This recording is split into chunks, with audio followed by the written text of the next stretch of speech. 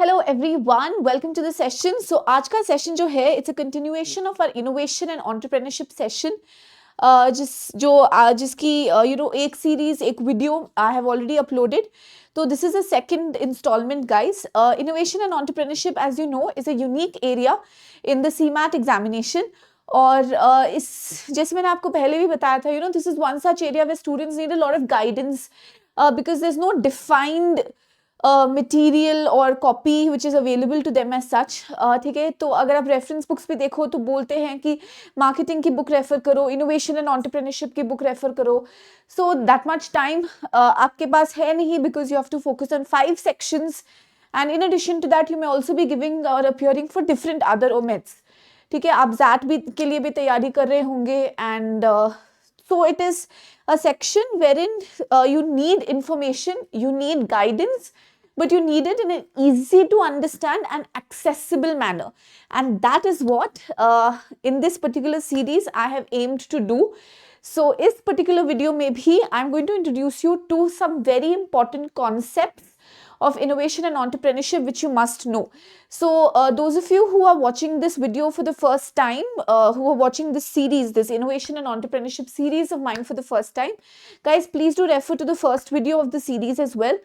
In that उसमें भी मैंने आपको important terms से introduce कराया है. This is a continuation of that. And in the upcoming videos, the upcoming videos in this particular series, मैं आपको बताऊंगी कि important schemes क्या है जो government लाई है innovation and entrepreneurship के section में, because you're questioned on everything, related to this particular field, not just static information, not just talk type questions, but also current information. So I'll let you know more about that. उससे पहले I want to encourage all of you, जल्दी से जल्दी app download करो guys, क्योंकि CMAT का जो course है वो भी ऐप पे चालू है. The CMAT course is running and you have to be a part of it. So do download it. Make sure that you subscribe to the channel for more such videos, for more such updates, and don't forget to like and share guys. ठीक है, तो innovation और entrepreneurship में आता क्या है? Innovation and entrepreneurship में the term is so vast, innovation and entrepreneurship. So everything, right from what is entrepreneurship to what are the characteristics of an entrepreneur, who is the father of entrepreneurship, what are the different types of entrepreneurs, what are the different types of leadership skills, then सारे जो models होते हैं HRD के, जैसे Maslow's need hierarchy theory which I had explained in the previous video, the need theory which I'm going to explain in this particular video. So जितने भी important theories है उस पे आपको questions आ सकते हैं. Important personalities पे, like who is the father of intrapreneur, who is the father of entrepreneur, who is the father of Indian HRD, important persons पे आपको question आ सकते हैं. Then what are the new investments which are being made in this scheme, कौन से upcoming योजनाएं हैं जो government ला रही है इस पर्टिकुलर सेक्टर के लिए, तो वो मैं आपको अगले वीडियो में बताऊंगी. Important schemes, and that's really important, you need to know those schemes. फिर कौन से इंपॉर्टेंट डिपार्टमेंट्स है who are connected with this particular sector, important terminology, market concept, सब कुछ इट्स सो ब्रॉड. सो आप लोग सोच रहे होंगे कि इसकी प्रिपरेशन कैसे करेगा. सो 20 क्वेश्चंस में से this is not one of those sections which you can say okay I'm going to get 18 out of 20 in this section. वो आप LR में करो, वो आप लैंग्वेज में करो, वो आप क्वांट में करो. GK और innovation and entrepreneurship में your goal should mainly be to get a decent score. They should not pull down your scores. Okay, these sections should not pull down your scores. So हमारा M होना चाहिए कि अगर आपके पास इतना knowledge नहीं है, अभी तक आप लोग डेली न्यूज़पेपर्स नहीं पढ़ते आए हो, डिस्पाइट हम बताते रहते हैं आपको कि न्यूज़पेपर पढ़ो और न्यूज़पेपर पढ़ो, आप लोग नहीं पढ़े, क्या करें अब 1 महीने में क्या करेंगे आप? तो कर सकते हो, ये वीडियोस देखो, ये कॉन्सेप्ट्स देखो, PYQs गो थ्रू करो, एंड ये सेक्शन हमको निकालना है और एक डिसेंट स्कोर के साथ हमको ये सेक्शन निकालना है. Okay, so our aim should be at least out of those 20 questions, you should be able to, 15 questions आपको समझ में आ जाने चाहिए. That is our goal. ठीक है, ज़्यादा आए वो भी हो सकता है, बट हाँ उसके लिए आपको GK थोड़ी स्ट्रांग होनी चाहिए, थोड़ा सा आपको करंट अफेयर्स के बारे में जानकारी होनी चाहिए, which I'm going to give you in these particular videos. But guys important है, ठीक है। ऐसा नहीं है कि ये पर्टिकुलर सेक्शन आप इग्नोर कर सकते हो, नहीं, आपका स्कोर फिर पुल डाउन हो जाएगा, ठीक है। तो फोकस करना है, हमको पढ़ना है, और मैं कोशिश कर रही हूँ कि आपको जितना अच्छे से इजी तरीके में आपको समझा सकूं। ये लेट्स से आपका बैकग्राउंड नहीं है, ठीक है, आप कॉमर्स बैकग्राउंड से नहीं हो, या आप ये HRD ये फील्ड आपका नहीं है, आपको नहीं पता है ये टर्म्स, तो don't worry, okay, I am there. चलो अब आगे बढ़ते हैं गाइस। वन मोर थिंग कि हाँ, इस पर्टिकुलर सेक्शन के बारे में कंटेंट अवेलेबल बहुत कम है। मेक श्योर कि जो आप पढ़ो वो ट्रस्टेड कंटेंट हो, आपको किसी तरह से गलत इंफॉर्मेशन नहीं मिलना चाहिए। And guys, just to make something trending, make sure that you don't go through something which is a very simplified content, okay. सिर्फ आप PYQs पे डिपेंडेंट होंगे तो नहीं हो पाएगा ये सेक्शन, बिकॉज अलग अलग क्वेश्चंस आते हैं, राइट, और वो इन्फॉर्मेशन चेंज होता रहता है, इन्फॉर्मेशन डायनेमिक होता है। PYQs is just a part of it, simplified questions are just a part of it. It's very important कि आपको थोड़ा सा इस फील्ड के बारे में, थोड़ा सा इस टॉपिक के बारे में जानकारी एकदम होलिस्टिक होनी चाहिए, ओके। सो चलो शुरू करते हैं गाइस। द फर्स्ट कॉन्सेप्ट, आज भी मैं आपको 20 से लेके, आज तो थोड़े ज्यादा ही है, बोलने को 21 इंपॉर्टेंट टर्मिनोलॉजीज है, बट सब टर्मिनोलॉजीज बहुत ज्यादा है, ठीक है। एक टीजर देने के लिए फॉर एग्जाम्पल आज हम लोग ऐसे ऐसे टर्म सीखेंगे जैसे जो इंपॉर्टेंट है इस फील्ड के लिए, जैसे टाइप्स ऑफ डाइवर्सिफिकेशन क्या है, टाइप्स ऑफ एंटरप्रेन्योर क्या है, जैसे who is a Fabian entrepreneur, who are the important personalities who are connected with this particular field, फिर गोल्डन पैराशूट क्या होता है। तो ऐसे ऐसे इंपॉर्टेंट टर्म्स हैं जिसपे आपको क्वेश्चंस आ सकते हैं, okay. So let's start with the first one, learning organisation. So this particular term, learning organization, was coined by Peter Senge.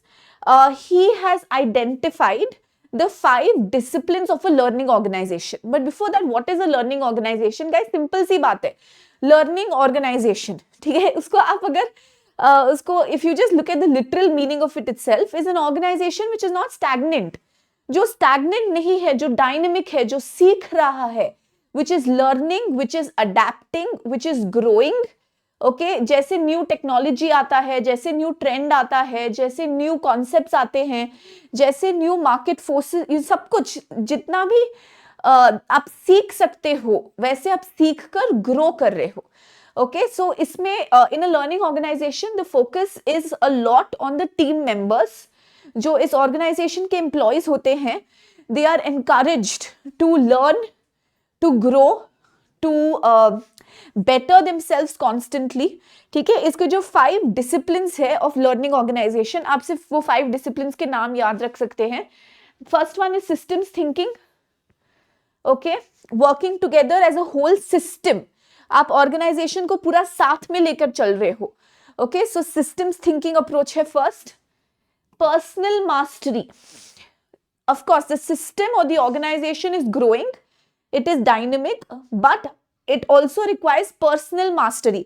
मतलब जो इंडिविजुअल एम्प्लॉइज है वो भी कमिटेड है प्रोसेस ऑफ लर्निंग के लिए। ऐसे नहीं है कि आप काम कर रहे हो इस ऑर्गेनाइजेशन में और जैसे आपने सीखा था स्कूल कॉलेज में वैसे ही आप बैठे हो, वैसे ही चल रहा है। No, you are constantly improving yourself. और आजकल आप देखोगे तो सभी ऑर्गेनाइजेशन ऐसे ही काम करते हैं। All organisations are learning organisation. आप खुश नहीं हो सकते हो कि ठीक है हमारी एंट्री हो गई एक पर्टिकुलर कंपनी में और अब हम हो गया, अब बैठेंगे रिटायरमेंट तक किसी कंपनी में बैठेंगे, ऐसा नहीं होता है। We all have to constantly personal mastery पे we have to focus, okay. Third है टीम लर्निंग। तो individuals they learn, they share what they have learned with the team and the team learns together and the team grows, the team becomes more knowledgeable। mental models पे इसका काफी focus होता है, understanding where you are lacking और उसको थोड़ा सा improve करना, उस पे वर्क करना। And the most important thing is shared vision. So everybody has a shared vision and that vision is learning and growing together. So what are the 5? तो इस कॉन्सेप्ट में हमको क्या याद रखना है? कॉन्स्टेंटली चेंजिंग, कॉन्स्टेंटली डायनेमिक है, constant learning है। पीटर सेंगेस ने इसके 5 हमको डिसिप्लिन्स बताए हैं। What are the 5 disciplines? Systems thinking, personal mastery, team learning, mental model and shared vision, okay। these are the 5 disciplines of a learning organisation. बढ़िया, चलो आगे चलते हैं। नाउ इंपॉर्टेंट पर्सनालिटीज पे जनरली क्वेश्चंस आते हैं। For example, who is the father of entrepreneurship? याद कर लो guys, Joseph Schumpeter, he is the father of entrepreneurship. Okay, who is the father of entrepreneurship movement in India? India में इस particular movement को, जो entrepreneurship का movement है, उसको किसने लाया? He is a Padmashri awardee, okay, doctor Viharidas Gopal Das. Okay, so generally आपको ये पता होगा जोसेफ शुम्पीटर के बारे में, but who is the father of entrepreneurship in India? Padmashri awardee, okay, doctor Viharidas Gopal Das. Who is the father of Indian HRD or who is the father of Indian Human Resource Development? तो हमेशा Human Resources Department नहीं होते थे companies में। इस concept को किसने लाया? Who introduced the concept of human resources? Who started the first HRD department? It was started in Larsen and Toubro, okay, and it was started by Dr. T.V. Rao. So he is called as the father of Indian HRD, the Indian Human Resources Development Movement. Who is the father of intrapreneurship? पहले बहुत intrapreneurship क्या है? Now आपको entrepreneurship पता है. Who is an entrepreneur? An entrepreneur is who starts something, who takes the risk, who takes the full responsibility of starting a new company, है ना? So or start, build anything, building a new product, starting a new company, delivering a new service, वो एक entrepreneur है. Intrapreneurship क्या है और इस term को किसने कॉइन किया है? This particular term was coined by Gifford Pinchot. He was the one who coined this particular term. उसके मुताबिक हुआ these intrapreneurs are dreamers. क्या मतलब? इंट्राप्रेन्योर्स, ना इसको ब्रेक डाउन करो. इंट्रा मतलब इनसाइड. इंट्राप्रेन्योर्स आर बेसिकली कंपनी के एम्प्लॉइज. ठीक है, आप एक कंपनी में काम कर रहे हो, आप उसके एम्प्लॉय हो, but with in a company और एक्टिंग एज एन एंटरप्रेन्योर. वो कैसे हो सकता है? वो ऐसे हो सकता है कि आप किसी एक कंपनी के अंदर काम करके भी you can build something new और you can come up with something revolutionary. जैसे Amazon में हुआ था, मैं उसको आपको एग्जाम्पल भी दूंगी.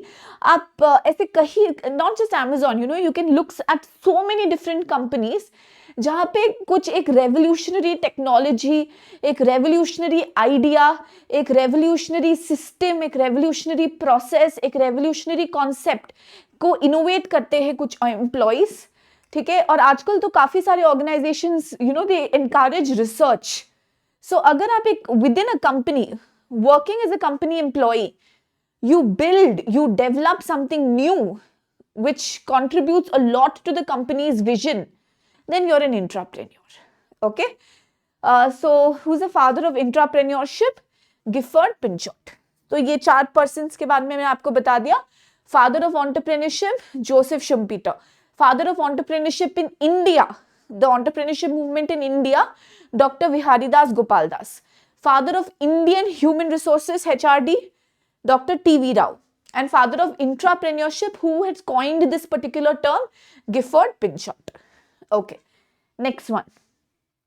Need theory. Now last class में हमने क्या था? Maslow's need hierarchy theory, and we looked at the 5 needs which Maslow had identified. ये एक और theory है. Human resources में ऐसे काफी सारी theories है. One such theory is the need theory, और ये need theory में it's a 3 needs का model. तो जैसे Maslow की need hierarchy theory में we had identified 5 needs which motivates a person. यहाँ पे there are 3 needs. तो ये basically who has developed this theory? David McClelland. Now what does this theory basically mean? This need theory basically mean what motivates an employee? What motivates a person? For some of us, what motivates us to get up every day to work? क्या हम क्यों उठते हैं रोज सुबह, क्यों जाते हैं काम पर? ठीक है, कुछ लोगों के लिए it is the need for achievement. Okay, so if you give them a job और if you give them a task जहाँ पे उनको एक अचीवमेंट का सेंस आता है कि the efforts that they are putting in, उसका उनको रिजल्ट मिलता है, उनका यू नो दैट कि they have to achieve the task, they have to complete the task, that is one thing which motivates some people. There are other people who have a need for affiliation. That is, उनको क्या motivate करता है? They like networking, they like meeting with people, they like social interaction, they like communication, affiliation, connection. That motivates them. So ऐसा job जिसमें ज़्यादा scope है कि वो नए लोगों से मिले, ज़्यादा लोगों से मिले, ज़्यादा लोगों से बात करे, connect करे. So that is need for affiliation. And there are a lot of people who have been motivated by need for power. ऐसा जॉब जहाँ पे उनको अपना लीडरशिप दिखाने का मौका मिले, power, control, position, leadership. So explanation आपको समझ में आ गया होगा. What you just have to remember is according to this there are 3 needs. One is need for affiliation, need for achievement, and need for power. Okay, and who came up with this particular theory, need theory? बस इतना याद रखना है हमको.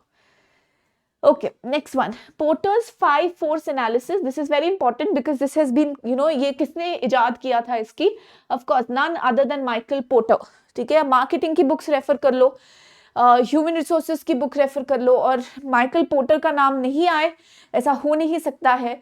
So the 5 forces model was created by Michael Porter. What is this 5 force model? Okay, this 5 force model basically focuses on कि एक company, देखो हम कंपटीशन की बात करते हैं, ठीक है, तो हम सोचते हैं कंपटीशन मतलब बस कोई दूसरा कंपनी जो सेम चीज बना रहा है, जो सेम चीज कर रहा है, वो हमारा कंपेटिटर हो गया और सिर्फ हमको उससे ही थ्रेट है. नहीं, according to Michael Porter there are 5 forces. Okay, you should look beyond just direct competitors, and your strategy should focus on more the broader environmental factor. मतलब आपके पास 5 ऐसे डायरेक्शंस है जहां से आपको थ्रेट है या जहां से आपको कंपटीशन मिल सकता है, and you have to focus on these 5 competitive forces. 5 competitive forces he has identified. अब वो 5 competitive forces क्या है? First one is of course your competitive rivalry, जो आपका डायरेक्ट कंपटीशन है, जो company same similar product service बना रहा है मार्केट में है, जैसे ओला का कंपेटिटर है उबर, अमेजॉन का इंडिया में कंपेटिटर है फ्लिपकार्ट. ऐसे आप अपने कंपेटिटर्स को आइडेंटिफाई करो. Then supplier power. Can the suppliers control your business? Yes, कई बिजनेसेस ऐसे होते हैं which are heavily dependent on their suppliers, जो उनको सप्लायर्स पार्ट्स प्रोवाइड करते हैं, जो सप्लायर्स उनको रॉ मटेरियल प्रोवाइड करते हैं. तो इफ दीज सप्लायर्स ऑल्सो, उनका काफी पावर होता है, उनका काफी कंट्रोल होता है. अगर वो मना कर दे सप्लाई करने से, या सप्लाई में डिले कर दे, या वो आपको छोड़ के आपके कॉम्पिटिशन को सप्लाई करने लग जाए, तो वो भी आपके लिए एक थ्रेट है. So supplier power. Buyer power. अगर आपका जो प्रोडक्ट है उसके सिर्फ कुछ ही मेजर बायर्स है मार्केट में, और वो बायर हाथ खींच ले, वो बायर किसी और के पास चले जाए, वो बायर टर्म्स डिक्टेट करने लग जाए, तो वो भी आपके लिए थ्रेट है. So if you are heavily dependent on your suppliers, वो भी थ्रेट है. अगर आपके बायर्स मार्केट कंट्रोल कर रहे हैं, वो भी थ्रेट है. थ्रेट ऑफ सब्स्टिट्यूशन, मतलब आपका प्रोडक्ट रिप्लेस हो सकता है. कोई ऐसा, जैसे टेक्नोलॉजी में होता है, राइट, आए दिन टेक्नोलॉजी चेंज होती है. So there is a direct threat of substitution, there is a direct threat of replacement, that you will no longer be necessary, you will become obsolete. Threat of new entry. नए companies आ सकते हैं, नए products आ सकते हैं, नई technology आ सकती है. So that is threat of new entry. So what are Porter's 5 forces? आपको पूछ सकता है which of these is not a Porter's 5 force. तो आपको जो 5 forces है वो याद रखना पड़ेगा.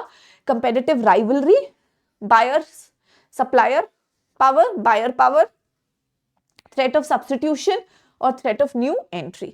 ये 5 forces है which Michael Porter has identified, and a company has to focus on them. अब golden handshake. Now this term आप में से काफी लोगों ने सुना होगा, it's associated with VRS, और इन सबके साथ the term golden handshake is associated.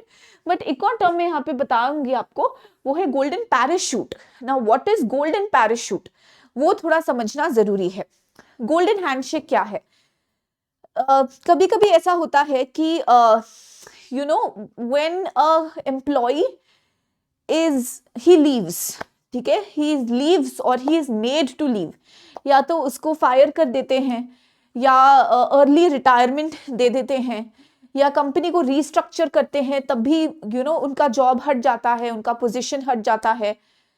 तो उस टाइम पे when the employee is leaving, when you give them golden, है ना, golden मतलब क्या, money, so when you give them a large severance package, ठीक है, आप उनको कैश दे सकते हो, वो किसी भी फॉर्म में हो सकता है, it could be in the form of shares of the company, it could be in the form of cash, it could be in the form of any other benefit, तो that is called as a golden handshake. It's a large package that you give to an employee when they are leaving, either because, and generally सब employee को ये नहीं मिलेगा, generally this is given to top executives और उनके contract में ही ये mentioned होता है कई बार, तो this is called as a golden handshake। अब golden parachute क्या है?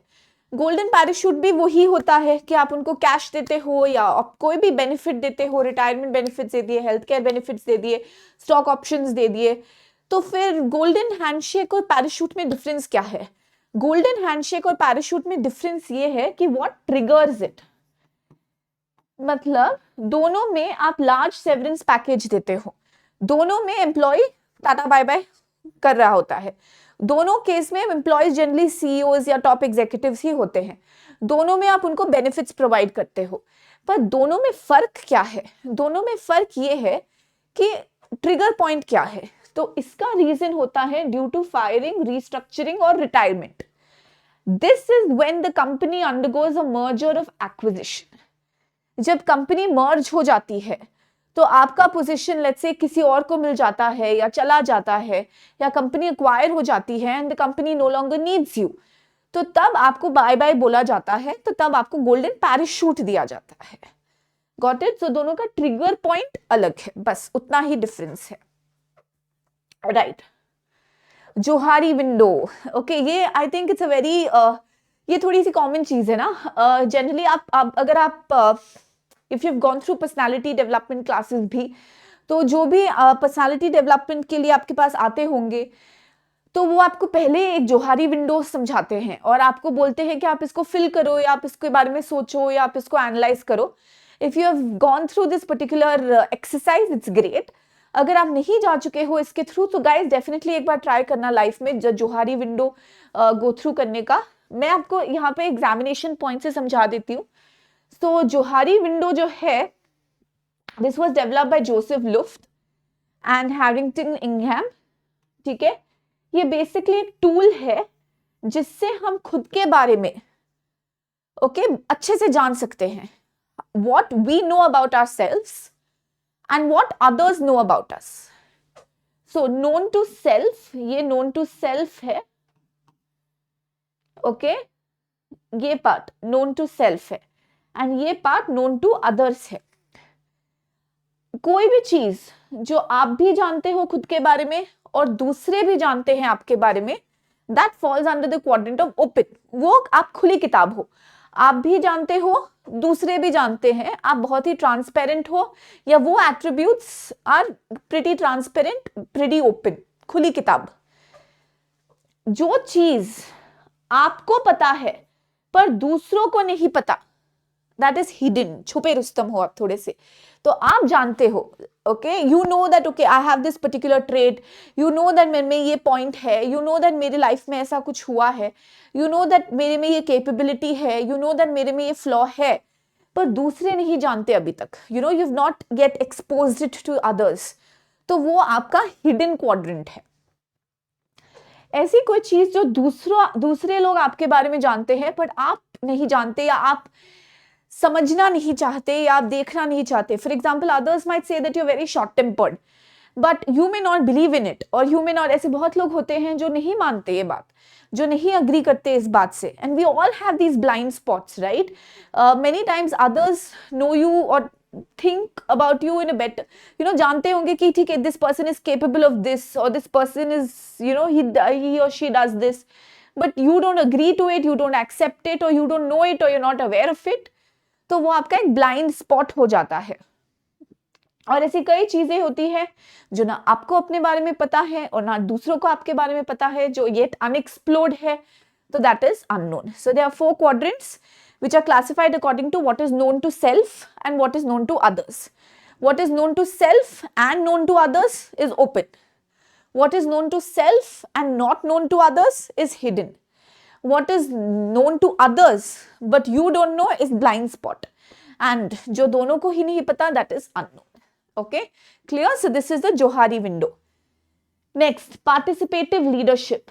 Participative leadership क्या होता है? नाम ही बता देता है ma'am, participative leader. Participative leader is not an akela, one man army. Participative leader is someone who involves everyone, who involves the employees in the decision making process. It can also be called as collective leadership. आप इसको collective leadership भी बोल सकते हो। Okay, सो collaborative बहुत होता है।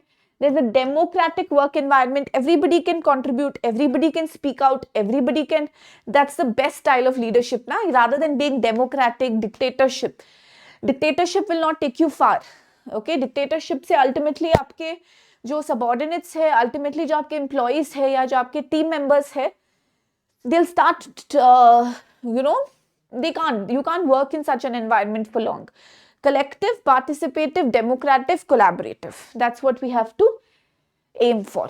Next one, types of entrepreneur, guys. बहुत सारे लोग हैं जिन्होंने बहुत सारे classifications दिए हैं.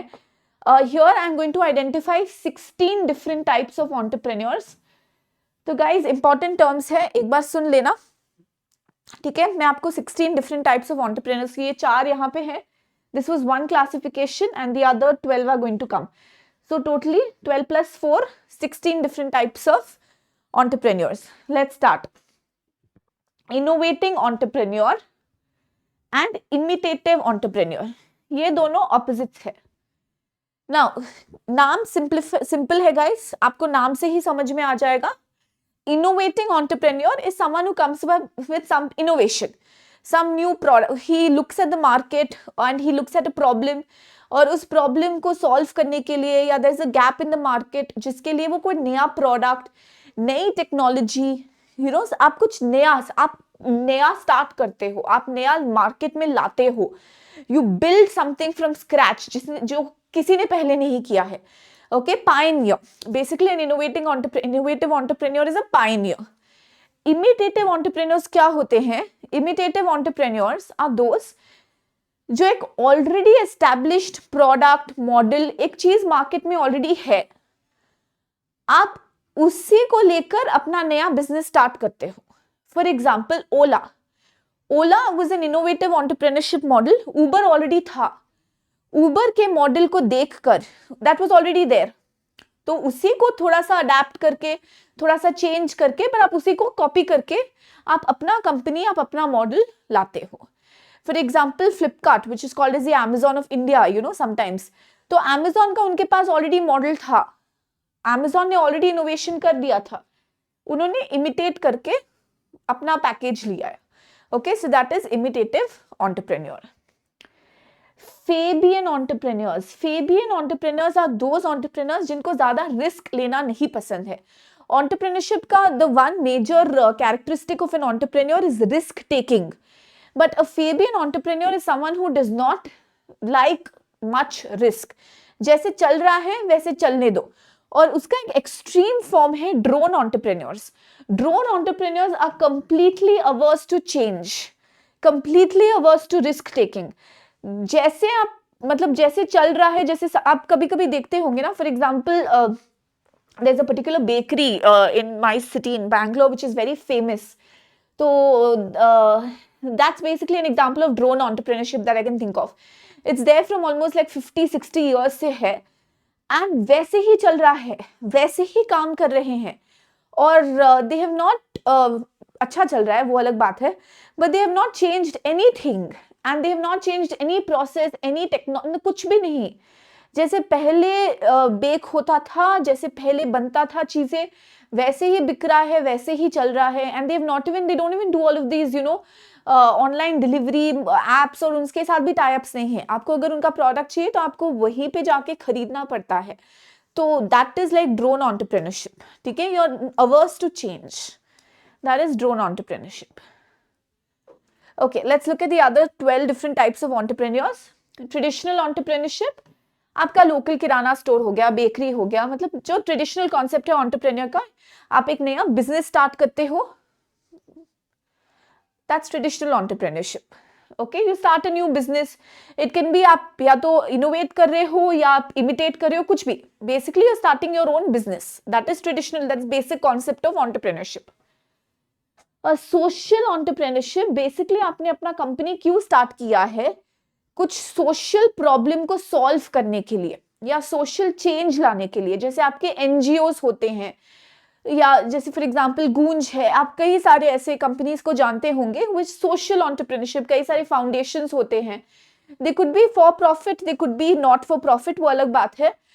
It could B an educational institution, it could be a research institution जहाँ पे आप it could be an NGO, it could be कोई भी social, whether it is child upliftment, whether it's children's education, whether it's healthcare, whether it's women's upliftment, whether it's for the deaf, the dumb, the blind, आप कोई भी society के sector को help कर रहे हो. So that is basically called as social entrepreneurship. Corporate entrepreneurship is nothing but intrapreneurship, जिसका मैंने आपको explanation दे दिया है. Within a company you're working as an entrepreneur, मतलब within a company आप कुछ innovation करते हो. For example, Perry Hartman जो है, he was an Amazon employee and he came up with this buy with one click technology. इन्होंने इसका इजाद किया था and this completely revolutionized Amazon's game. Okay, so he was an intrapreneur within the company. Serial entrepreneurship, okay. आपने ऐसे कई entrepreneurs को देखा होगा, दे स्टार्ट समथिंग न्यू, उसको एक पर्टिकुलर हाइट तक लेके जाते हैं, उसको फिर बेच देते हैं उस कंपनी को, या उससे they divest and then they start something else. So either you could be a serial entrepreneur where you have different businesses at the same time, और you move from one business to other very quickly. Okay, so you try out many different things. So for example, Elon Musk, चाहे आप Tesla ले लो, चाहे उनका space programme ले लो, चाहे his X and all of that. So Elon Musk is an example of serial entrepreneurs. There's a lot of serial entrepreneurs try their hands at different things. Imitative entrepreneurship, ये overlap है, ये पहले के classification में भी हमने देखा था. I had given you the example of Ola and Flipkart. एक already establish product development, business, technology वगैरह वगैरह, एक मॉडल ऑलरेडी रेडी है, आप बस अपना बिजनेस स्टार्ट कर लेते हो उसको अडॉप्ट करके. Tech entrepreneurship, basically in the field of technology, when you come up with path breaking technology. आप फॉर एग्जांपल विंडोज, एप्पल ले लो, उनका पूरा मैक का जो ऑपरेटिंग सिस्टम था, जो पूरा मैक का जो वर्ल्ड था, that is basically tech entrepreneurship. So technology के फील्ड में जब आप एंटरप्रेन्योरशिप का कॉन्सेप्ट जोड़ते हो, यू ब्रिंग समथिंग न्यू. आप इसको साइबर से भी देख सकते हो, साइबर एंटरप्रेन्योरशिप भी एक टर्म है. Okay, green entrepreneurship is a business, आप ऐसा बिजनेस स्टार्ट करते हो which is very ecologically conscious, मतलब आप बहुत ज्यादा एनवायरमेंट को ध्यान में रखते हुए, you want to reduce your carbon footprint, you want to reduce your carbon emissions.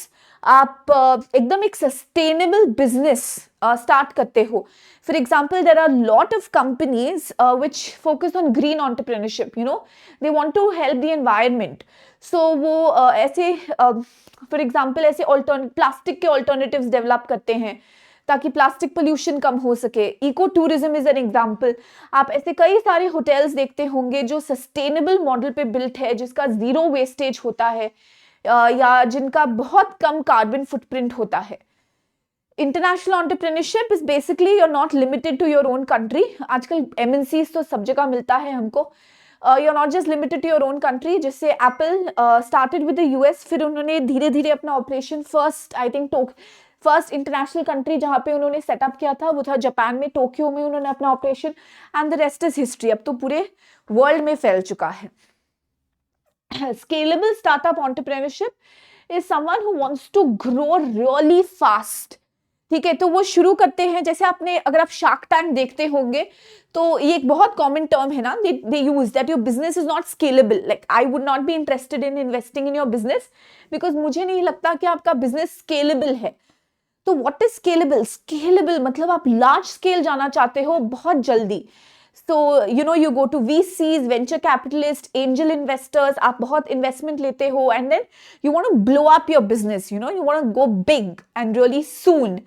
So that is a scalable business. Example, Airbnb. Small business, not for profit. नाम बताता है small business, आपका किराना स्टोर ले लो, आपकी लोकल बेकरी ले लो, उसी से खुश है. Not for profit entrepreneurship, you are not working for profit, आप सोसाइटी के भले के लिए काम कर रहे हो. Difference between social entrepreneurship and non profit is social entrepreneurship कभी कभी it's not necessary it's always non profit, it can be for profit also, but non profit is completely no profit motive. It's only motive is to go pro bono, help करना किसी की. चाहे आजकल आप देखते होंगे कि काफी मेंटल काउंसलिंग के हेल्पलाइंस शुरू हो चुके हैं. And all of this you come up with something new to help people. Franchise entrepreneurship जैसे मैकडॉनल्ड्स करता है, काफी सारे जो ईटरीज है या आप ये मॉडल देखते होंगे आजकल प्ले होम्स में भी. फ्रैंचाइज एंटरप्रेन्योरशिप, आपने अपना स्टार्ट किया, आप उसको एक्सपैंड करना चाहते हो बट विदाउट इन्वेस्टमेंट, तो आप फ्रैंचाइजी दो. तो कोई और किसी और को आप अपना राइट दो कि वो आपका प्रोडक्ट, वो आपका सर्विस, वो आपका ब्रांड नेम सब कुछ यूज कर सके. कैपिटल उसका, जगह उसकी, प्रोटोकॉल्स आपके, वो चलाए, प्रॉफिट शेयरिंग होता है, वो आपका फ्रैंचाइज एंटरप्रेन्योरशिप हो जाता है. ओके राइट, तो ये हो गए हमारे 16 different types of entrepreneurship. So guys, I hope अभी तक आपको सब कुछ समझ में आ रहा है. अगर आपको कोई भी पॉइंट का रेपिटेशन चाहिए या उसके बाद में फर्दर क्लैरिफिकेशन चाहिए, आप डेफिनेटली टेलीग्राम चैनल ज्वाइन कर लो. उसके साथ साथ आप मेरा भी टेलीग्राम चैनल ज्वाइन कर सकते हो, विच इज रितु दुधोड़िया, मेरा नाम _VRC, और आप उसमें अपने कमेंट्स डालो, चैट कमेंट सेक्शन में डालो and I will definitely reply. ठीक है, अब थोड़ा सा आगे बढ़ते हैं और बहुत कवर करना है गाइज हमको. तो आई होप आप सबको समझ में आ रहा है, आई होप इजी वे में समझ में आ रहा है. I am trying to give you as many examples as possible, क्योंकि एग्जाम्पल्स भले ही आप टर्म्स भूल जाओ या भले ही आप कभी कभी कॉन्सेप्ट भूल जाओ, एग्जाम्पल्स हमेशा चमकता है, तो दैट्स वाई. ठीक है, नेक्स्ट चलते हैं डाइवर्सिफिकेशन में. मैम आपने इतना सारा लिख दिया, इट्स ओके, लिखा है, आप पढ़ सकते हो. सिंपल वे में मैं समझा देती हूँ. पर डाइवर्सिफाई करना मतलब क्या? ग्रो करना, नया कुछ करना, एक्सपैंड करना.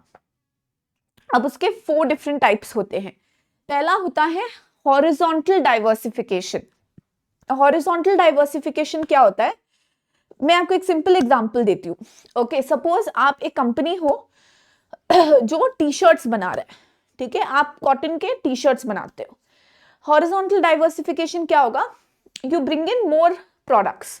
कैसे? आप उसी टी शर्ट्स में और कलर्स ले आओ, उसी टी शर्ट्स में आप और प्रिंट्स ले आओ, उसी टी शर्ट्स में आप अलग मटेरियल के बनाने लग जाओ. जैसे आप थोड़ा सा लाइक्रा का भी बनाने लग जाओ, थोड़ा सा कोई भी जीन्स, कॉर्डराय जो भी है, उसके टी शर्ट्स बनाने लग जाओ. So basically what you are doing is you are adding variety to an established product. आप और उसके, अब एक टर्म है ना SKUs, आपने सुना होगा, आप उसके और ऑप्शंस निकाल रहे हो, आप उसके और कलर वेरिएशन, आप एग्जिस्टिंग प्रोडक्ट को और डाइवर्सिफाई कर रहे हो. ठीक है, now what is vertical diversification? Vertical diversification basically इसका मतलब ये है कि फॉर एग्जांपल आप दूसरे प्रोसेसेस में जा रहे हो. मतलब क्या हुआ ma'am? For instance let us say कि आप okay, you are a T shirt का रिटेलर, आप टी शर्ट्स बेचते थे. ठीक है, अब आप क्या कर रहे हो? आप टी शर्ट का मटेरियल, जो कपड़ा होता है, वो भी आप बनाने लग गए हो. तो first you were just a retailer और a seller, now you are also let's say the manufacturer, you are also the one who sources the material. So that is vertical diversification. आप डाइवर्सिफाई कर रहे हो into other areas और other domains और other sectors of the business. तो for example आप materials भी ला रहे हो, पहले आप सिर्फ फिनिश प्रोडक्ट बनाते थे लेट्स से, अब आप रॉ मटेरियल भी आप ही ला रहे हो, पार्ट्स भी आप ही ला रहे हो, यू नो, पूरा कंप्लीट वो बिजनेस को पूरा का पूरा एक्सपैंड कर रहे हो। Next, concentric diversification. Concentric diversification मतलब आप नए प्रोडक्ट्स लाते हो but related to the current product. आप टी शर्ट बनाते थे, आप टी शर्ट्स बेचते थे, अब आप ट्राउजर्स भी बेच रहे हो, सॉक्स भी बेच रहे हो, ओके, बैग्स भी बेच रहे हो।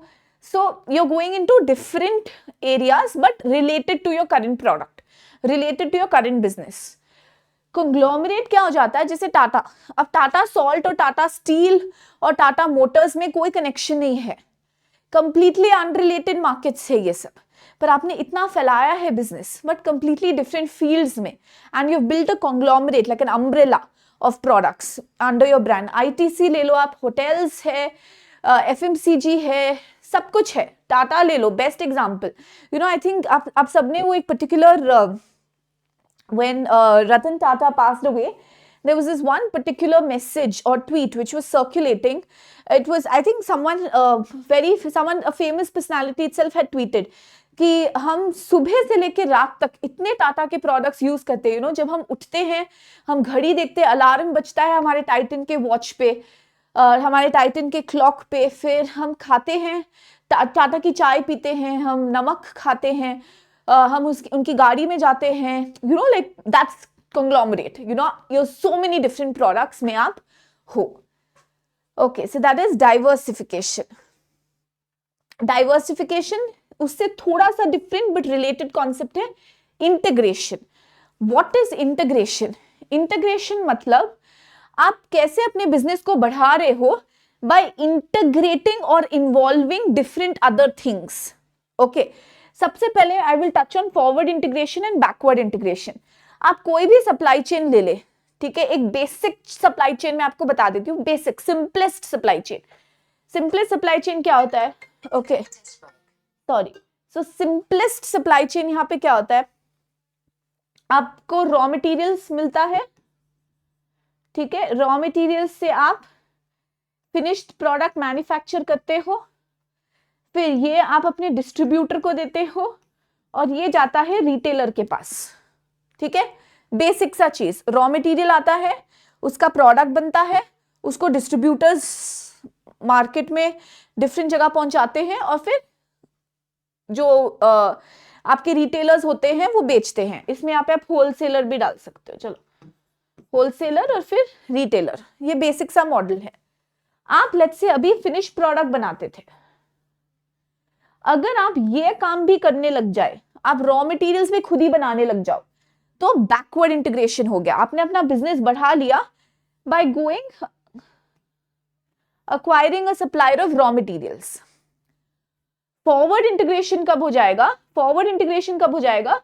व्हेन आप फिनिश प्रोडक्ट बनाते थे पर आप साथ में डिस्ट्रीब्यूशन भी अब आप ही कर रहे हो, तो you are taking, when you go back one step and you become that person as well in the chain of supply, that's backward integration.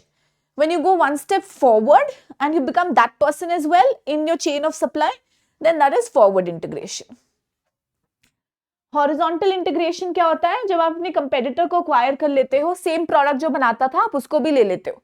आप स्टील बनाते हो, आप एक और स्टील कंपनी खरीद लेते हो, ठीक है। आप साबुन बनाते हो, आप एक और कंपनी खरीद लेते हो जो साबुन बनाती है, और आप अपना बिजनेस एक्सपैंड कर लेते हो। होटल्स में बहुत होता है ना हॉरिजॉन्टल इंटीग्रेशन। आपने अपना रिजॉर्ट चेन खोला हुआ है एंड आप एक और रिजॉर्ट किसी से खरीद लेते हो, दूसरा रिजॉर्ट खरीद लेते हो और आप अपना चेन बढ़ा लेते हो। वर्टिकल इंटीग्रेशन इज आप डिफरेंट स्टेज ऑफ प्रोडक्शन में, और वर्टिकल इंटीग्रेशन के टाइप से फॉरवर्ड इंटीग्रेशन और बैकवर्ड इंटीग्रेशन। इसमें आप सेम लेवल का किसी को खरीद लेते हो, इसमें आप पहले या बाद के लेवल के किसी को खरीद लेते हो। So forward and backward integration are more or less types of vertical integration, ठीक है। बहुत डिटेल में हो गया मैम, हमको इतना कॉम्प्लिकेटेड नहीं समझ में आया या इतना ज्ञान नहीं हमको, चिंता मत करो, ये याद रखो, हॉरिजॉन्टल मतलब सेम लेवल, वर्टिकल मतलब अलग लेवल। पीछे का किसी को खरीद रहे हो बैकवर्ड इंटीग्रेशन, सामने वाले को खरीद ले फॉरवर्ड इंटीग्रेशन, इतना याद रखो काफी है। Okay, very good, right, let's go to the next one guys. Minimum viable product important term है। कभी कभी यू नो जब आप किसी के लिए प्रोडक्ट्स बनाते हो, ये बहुत ज्यादा होता है कोडिंग में, डेवलपमेंट के वर्क में काफी होता है। सपोज आप किसी के लिए एक नया प्रोडक्ट बना रहे हो, ठीक है, पहले आप ऐसा प्रोडक्ट बनाते हो जिसमें एकदम बेसिक सा प्रोडक्ट बनाते हो जिसमें कुछ ही फीचर्स है पर काफी है, फिर आप कस्टमर से फीडबैक लेते हो, फिर आप काम करके अपना फाइनल प्रोडक्ट बनाते हो। मिनिमम वायबल प्रोडक्ट मतलब पहले, जैसे फॉर एग्जांपल आपने मुझे रिक्वायरमेंट दे दी कि मैम चलो suppose I am talking about a dish, ठीक है, सिंपल सा एग्जांपल देती हूँ, खाना बनाना, ठीक है, तो सपोज मैंने दाल बनानी है, मिनिमम वायबल प्रोडक्ट क्या होगा, दाल, नमक, हल्दी, बस मैंने आपको घी डाल के दे दी। अब आप खाओगे और आप बोलोगे अरे इसमें थोड़ी सी मिर्ची चाहिए, then I will add the mirchi, then you will say इसमें थोड़ा सा खटापन चाहिए, then I will add some imli and all of that. तो मतलब क्या हुआ, मतलब ये हुआ कि जब हम एक प्रोडक्ट बनाते हैं, पहले ही हम सब कुछ अच्छा अच्छा बना के बेच दे तो उसमें हमारे काफी रिसोर्सेज खर्च हो जाते हैं, टाइम काफी लगता है। जैसे मोबाइल फोन बनाना है तो पहले कंपनीज क्या करती है, एक चलता हुआ मोबाइल फोन बनाती है, ठीक है, उस मिनिमम फीचर्स के साथ, इनफ फीचर्स के साथ कस्टमर को दिखाते, कस्टमर बोलता है हमको इसमें ये फीचर भी चाहिए, हमको इसमें सॉफ्ट टच चाहिए, फिर आप सॉफ्ट टच डालते हो, फिर बोलता है हमको इसमें 4K रेजोल्यूशन के वीडियोस देखने हैं, फिर आप उसमें वो कैपेबिलिटी डालते हो, हमको और मेगापिक्सल वाला रेयर कैमरा चाहिए, फिर आप बढ़ाते हो। तो पहले आप एक मिनिमम प्रोडक्ट बनाते हो, कस्टमर्स को देते हो, उनके फीडबैक के बेसिस पे then you make a final product. Okay, that is called as minimum viable product. Give me a break for 1 minute guys, I will just have some water, तब तक आप ये पढ़ो क्या है ये।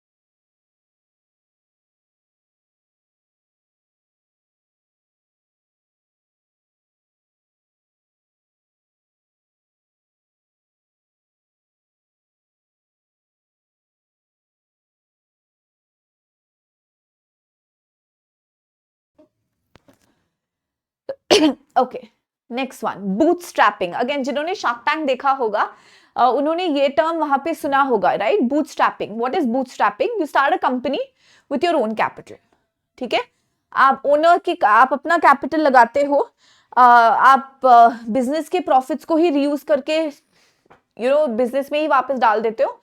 बेसिकली आपका रिलायंस ऑन बाहर का लोन ले लो, बैंक से लोन ले लो, किसी और से इन्वेस्टमेंट ले लो, उस पे कम है। So basically it is at owners own resources और at the owner expense. Generally ज्यादा रिस्की बिजनेसेस में लोग ऐसा ही करते हैं, that is called bootstrapping. Initial stages में ऐसा करते हैं, फिर जब थोड़ा सा चलने लग जाता है business, then they go for external investments. Unicorn, which sort of a company is called as a unicorn? ठीक है, a unicorn is a company जो प्राइवेट है, जिसने अभी तक shares who's not yet come in the stock market, share market में public investment अभी तक नहीं लिया है, प्राइवेट कंपनी है, which is valued at $1 billion or more, over $1 billion की वैल्यू है, बट खुद प्राइवेट के बलबूते पे किया है, अभी तक स्टॉक मार्केट पे लिस्टेड नहीं है। अभी तक ऐसे 1248 यूनिकॉर्न्स आइडेंटिफाई हुए हैं world wide. Okay, and examples are these, ठीक है, a big company over $1 billion का उसका वैल्यूएशन है without yet going public, that's called as a unicorn. Cartel, cartel का मतलब होता है ग्रुप। जैसे फॉर एग्जाम्पल आप यूनियंस का नाम सुने होंगे, ठीक है, वैसे ही जैसे फॉर एग्जाम्पल ट्रांसपोर्टेशन के काफी यूनियंस होते हैं, कार्टेल्स होते हैं। तो कार्टेल ऐसा होता है कि जो कुछ कंपनीज जो सिमिलर बिजनेस कर रहे होते हैं, तो वो क्या करते हैं, वो सब एकजुट हो जाते हैं और फिर एक ऐसा ग्रुप बन जाता है which is very powerful. They can dictate the prices, they can prevent competition from entering the market, they can create artificial shortage, they can control the supply, they can control everything, the production. तो ये actually unfair होता है and it is actually a little risky also, but cartels वो होता है एक group बन जाता है of really powerful companies and they dictate the market. Okay, that is called as the cartel. Right. Collective bargaining, generally employees ऐसा करते हैं. It's a way to solve workplace problems. So employees क्या करते हैं? Now for example, अगर मैं एक employee हूँ and I'm not satisfied with the working condition, अगर मैं अकेले जाके बोलूंगी तो शायद फर्क नहीं पड़ेगा. I'm not satisfied with my pay hike, मैं अकेले जाके बोलूंगी तो शायद फर्क नहीं पड़ेगा. राइट, बट अगर 10 लोग 15 लोग या सभी एम्प्लॉइज एक पॉइंट रेज करे तो फिर वो बार्गेनिंग पावर बढ़ जाती है. The management will of course listen to them. Then that is called collective bargaining. Collective bargaining मतलब यूनियंस फॉर्म कर लेते हैं एम्प्लॉइज या working people, and then they bargain, then they ask for better working conditions, they ask for better hours of work, they ask for better pay, better benefits, better safety policies, and then it's effective also because the management has to listen to them. So that is called like collective bargaining power. एकजुट होकर आप अपने demands रखते हो and then you try and make the management listen to you. That is called as collective bargaining. Planned obsolescence, मेरे साथ ये बहुत होता है टेक्नोलॉजी में, आपके साथ भी होता होगा कई बार. व्हेन यू हम लोग फोन मेरे साथ, I will give you my personal example. ना मेरे को ऑनेस्टली टेक्नोलॉजी के बारे में इतनी जानकारी नहीं है. You can call me like रुकी, ठीक है, मेरे को ज़्यादा जानकारी नहीं रहती है टेक्नोलॉजी के बारे में. बट व्हाट हैपन्स इज मेरा फोन जो है, ठीक है, I am not someone who changes their phone really often. I am someone who is comfortable using a particular phone. जब तक पूरा टूट नहीं जाता मैं चेंज नहीं करती हूँ. आई एम नॉट समवन, ठीक है, न्यू आया कल और मेरे को खरीदना है, नया मॉडल आया और खरीदना है, ऐसे नहीं है मेरा. बट मेरे को तो जो मेरा पिछला फोन था, I was using it for quite a long time actually, almost you will not believe it, but सच में it was almost I don't even, अच्छा 8 से 9 साल हो गए थे कि मैंने अपना फोन चेंज नहीं किया था. I was very comfortable with it. मेरे को ज़्यादा इतना ज़रूरत भी नहीं है, मतलब बेसिक सी रिक्वायरमेंट होती है अपने फ़ोन से. सो फिर मुझे नोटिस होता है कि जैसे जैसे हम यूजिंग द फोन ना, उसका वॉल्यूम, कॉल वॉल्यूम जो है वो धीरे होता जा रहा है. And at the end, it reached a stage where I was barely able to hear anything, and that's when I had to go and replace or change my phone. तो companies कई बार ऐसे करते हैं, and most of these companies have admitted to doing that as well, कि जो technology के companies होते हैं, they make their product in such a way कि धीरे धीरे. फॉर एग्जांपल मेरे घर पे जब फ्रिज खराब हो गया था, तो the person who came to repair the fridge, he also said the same thing कि they purposely, these electronic companies और most of these technology companies do this, कि they purposely make it in such a way कि आप कुछ साल के बाद उसको यूज नहीं कर पाओ, या आपको रिप्लेस करना ही पड़े, या आपको नया प्रोडक्ट लेना ही पड़े, क्योंकि उसकी फंक्शनैलिटी वो लोग कमजोर करते जाते हैं या कमजोर होती जाती है.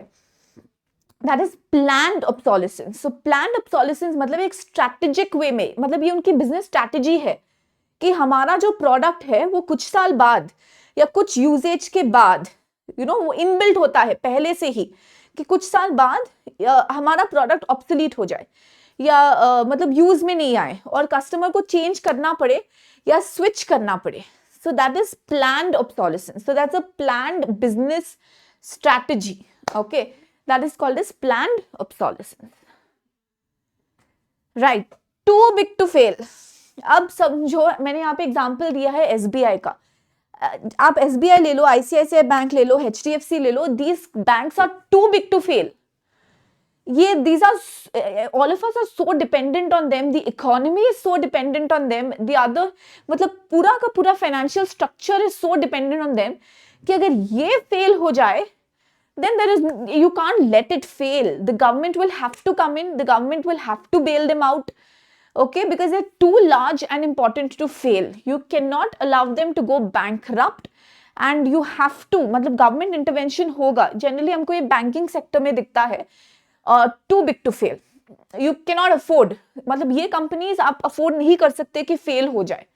Okay, so that is called, भले लॉसेस में चल रहा हो फिर भी you have to run them, because like for example आप कोई भी कंट्री का इंफ्रास्ट्रक्चर ले ले, रेलवेज ले ले, it's too big to fail. You cannot scrap them or you cannot remove that particular company because the entire economy is dependent on them. So government intervention वहाँ पे चाहिए. Okay, right guys, आज का हमारा last term है the POLC framework management. As a manager आपके 4 goals होते हैं. क्या करना है आपको? आपको प्लान करना रहता है, ऑर्गेनाइज करना रहता है, लीड और control. POLC, plan, what needs to be done. पहले आप कुछ भी स्टार्ट करते हो, पहले आप पेपर पे प्लान बनाते हो, फिर आप उसको ऑर्गेनाइज करते हो, कैपिटल रेज करते हो, हायर करते हो एम्प्लॉयज को, इंफ्रास्ट्रक्चर बिल्ड करते हो, फिर आप लीड करते हो, टीम को रन करते हो, और फिर आप पूरा का पूरा सिस्टम को जब एस्टैब्लिश हो जाए उसको कंट्रोल करते हो. क्या याद रखना है हमको? Planning, organizing, leading, controlling. POLC framework. Okay, clear guys? I hope आप सबको ये समझ में आ गया हो. हमारा सेशन 55 मिनट्स का सेशन ये पर्टिकुलर वीडियो हो चुका है. इंपॉर्टेंट टर्म्स है गाइस, बहुत इंपॉर्टेंट कॉन्सेप्ट्स है. जैसे मैंने आपको बताया, प्लीज गो थ्रू दिस. मेरा नेक्स्ट वीडियो में मैं आपको बताऊंगी कि इंपॉर्टेंट स्कीम्स क्या है फॉर एंटरप्रेन्योरशिप. आपको कोई भी टर्म अगर समझ में नहीं आया हो, you can connect with me, you can also be a part of my live classes and you can ask me there. But it's very important guys कि आप प्रिपेयर करो अच्छे से, जेन्युइन रिलायबल सोर्स से प्रिपेयर करो. I hope आपको समझ में आया हो. मैंने पूरी कोशिश की है कि सिंपल तरीके में, इंटरेस्टिंग वे में एग्जांपल्स देके आपको मैं समझाने की कोशिश करूं. और ये टर्म्स इंपॉर्टेंट है गाइस, आपको एक बार जरूर देखना पड़ेगा ये वीडियो. तो प्लीज मेक श्योर कि आप लाइक करो, शेयर करो और चैनल को सब्सक्राइब करो. And I will see you soon during my live classes and other such sessions. Thank you everyone, take care, bye bye.